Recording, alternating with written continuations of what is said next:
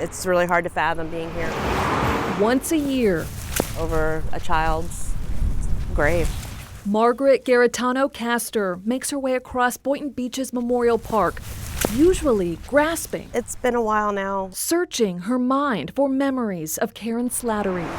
But this visit to the cemetery Yeah. is different. Whenever I think of her, she floods. I can feel her all over. 39 years later, Margaret laying flowers Driving over here to meet you today, I just had so many visions of her. where Karen lays to rest. Today I had like some really vivid memories of her and like around the pool and in her bathing suit and in her house and making sandwiches and just crazy memories that I don't know where they're coming from. Was Karen your best friend? She was spunky, fiery girl that I grew up with, did gymnastics. We always had fun sleepovers. We were more like sisters, I feel.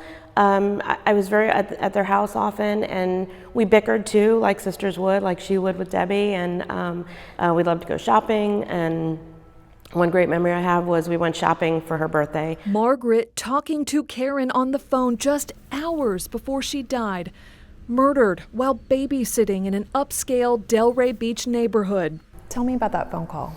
You know, it was brief. She was kind of complaining about babysitting that night, to be honest, and we had plans coming up the next day. We were going to a baseball game.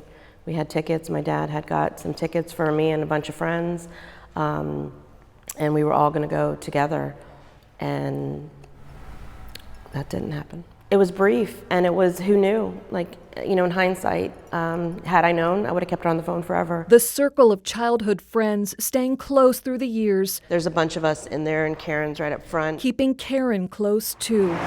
Planting a tree at their high school shortly after Karen's death. What does that tree mean to you? So it was something that we planted while we were there in her memory, and it was a tiny, tiny little tree, and it has just grown so big. It is big and beautiful, and it just is like her legacy. Like, she left us way too soon.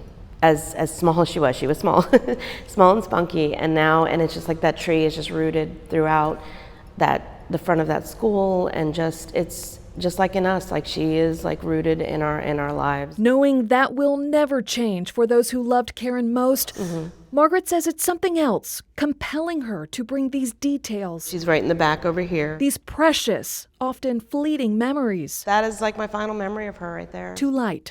She was a force. People need to know that. She was an amazing girl. She did so much, wanted so much left of life, had so much ahead of her, and it was taken away. And for me, it's more of bringing about the beauty that she is and taking away the ugliness of the execution. So she is just a beautiful spirit and soul. Reporting in Boynton Beach, And that's what I want people to remember, is Karen that way. I'm Ashley Glass, WPTV.